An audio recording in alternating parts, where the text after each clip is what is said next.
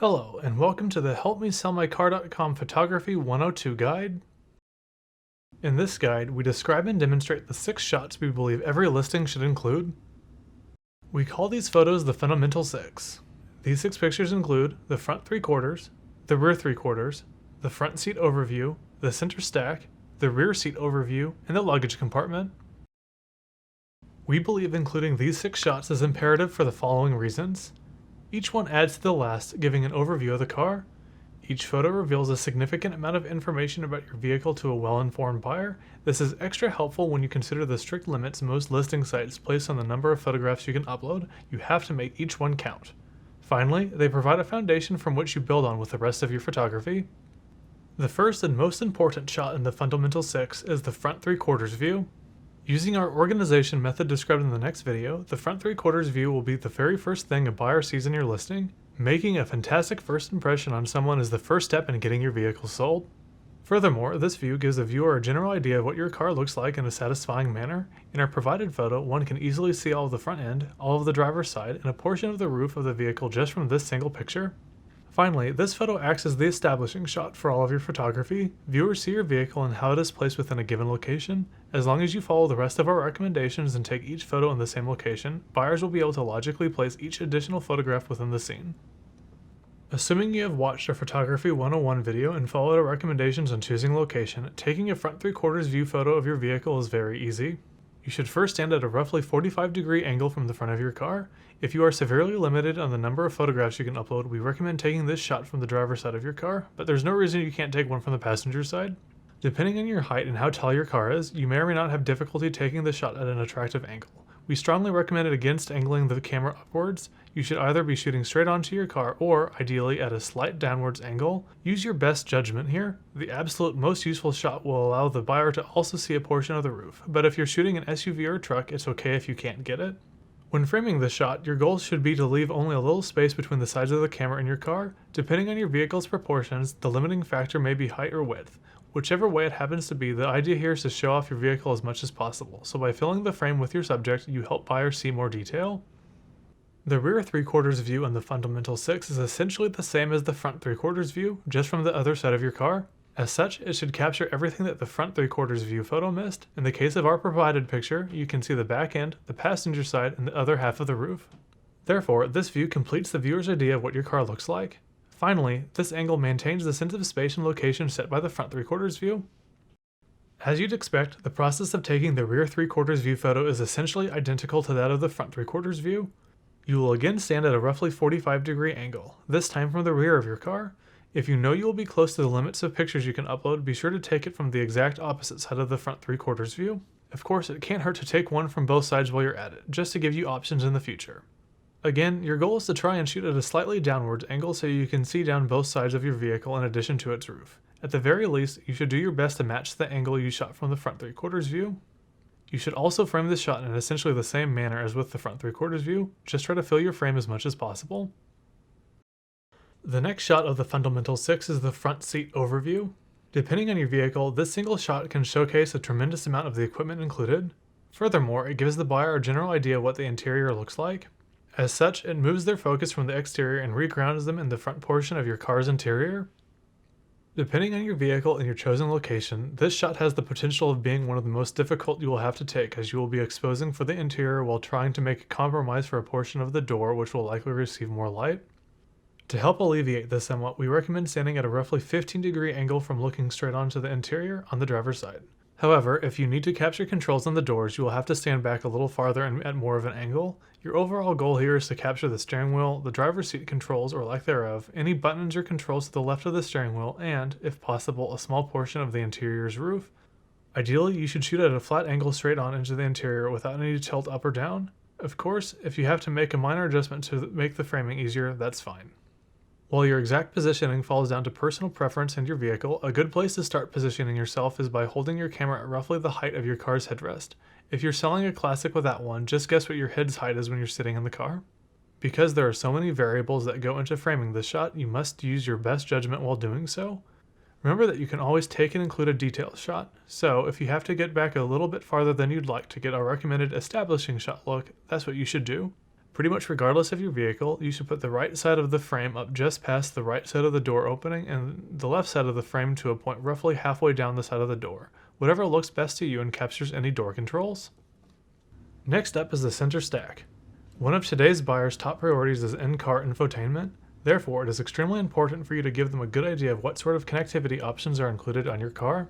Additionally, the center console area tends to have the majority of the buttons and switches for any options and features included on your vehicle, so having a good center stack photo is crucial, even if you add detailed shots later on. Finally, taking this shot makes it very obvious which transmission your car has, so if your chosen listing site doesn't display this information or you accidentally enter something incorrectly, the photo will set this detail straight.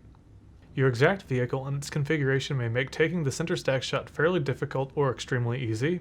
Before taking the shot, we recommend actually starting your vehicle and turning its lights on so the various buttons and dials are lit up. Also, if you have an infotainment system with a screen, make sure to turn it on and change the view to something interesting, such as the navigation map or a list of inputs.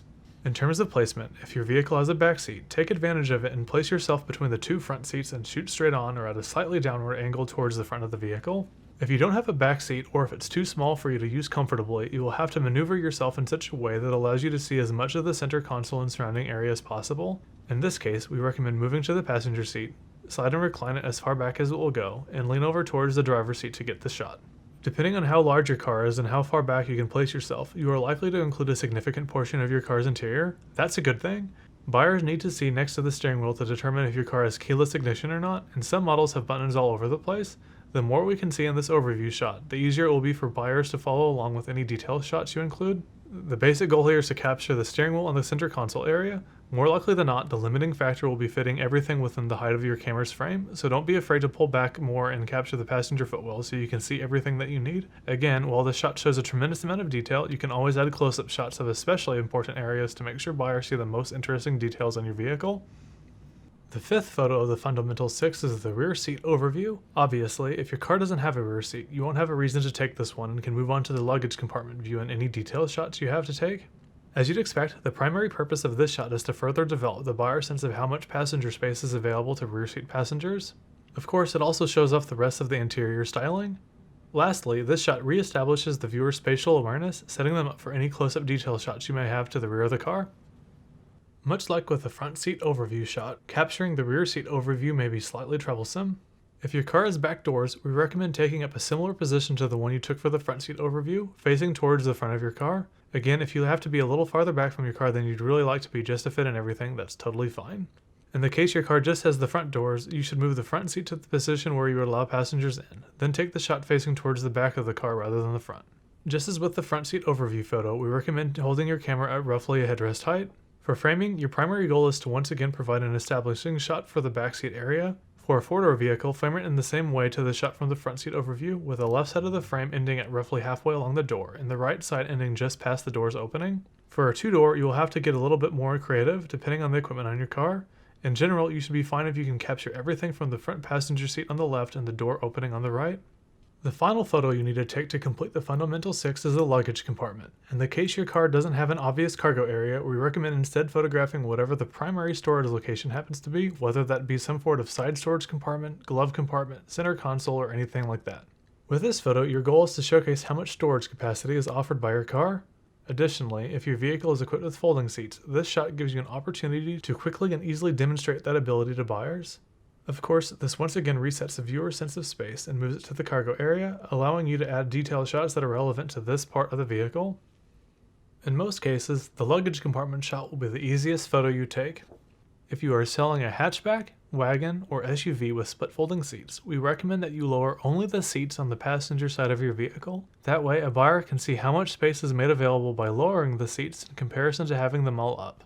Of course, if you are willing to use up several photos on this area, you can always show several configurations. If you are shooting a pickup, your job is even easier. If your truck has one, open the topper or tonneau cover in addition to the tailgate. Also be sure and show off any bed-related accessories such as an assist step. While you can always add a detail shot of something, you may as well include it here as it saves you a picture for something else. Unless you are shooting a coupe or sedan, you will probably want to take your photo straight on into the car. This should give a very clear indication of how much space is in the vehicle. Alternatively, if you are shooting a car with a traditional trunk, you may be better off shooting at a somewhat downward angle so you can show as much of the trunk to buyers as possible. For framing, you should try and include the entire opening of the trunk. hatch, or bed in addition to the actual trunk lid, liftgate, or tailgate, more likely than not you will have to step back a little bit and include more than necessary on the sides of the photo. However, allowing buyers to see the whole area is worth it.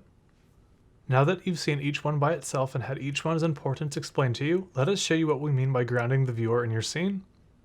As you can see, each photo leads to the next. We see the front of the car, and then we see the back, as if we were walking around it ourselves.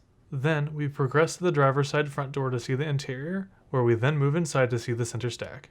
We then step back out of the car and look at the back seat before then moving to the rear of the car once again to look into the trunk. Because each photo shows us an overview of a given area, buyers can already see the vast majority of the options and features included on your car. That way, when they continue looking through your listing and see your description, they already have a good idea of what they're looking at. Of course, these overview shots are just that, an overview.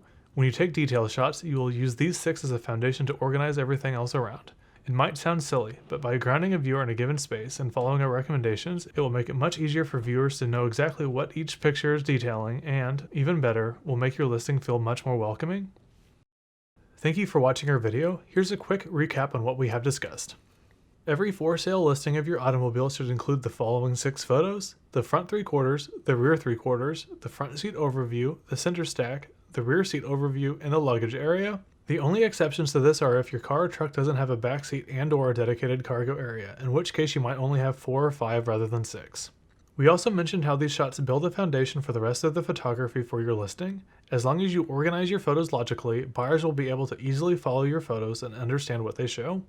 In the next video in our photography series, Photography 103, we provide a basic tutorial on how you transfer the photos from your phone to your computer, and we discuss our recommendations on how you should prepare your photos for your listing.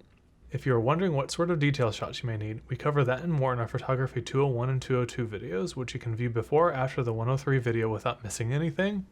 Thanks again for watching this video and for visiting helpmesellmycar.com. Please peruse the rest of the site for more tips, tricks, and recommendations on how to get your car sold. We wish you luck!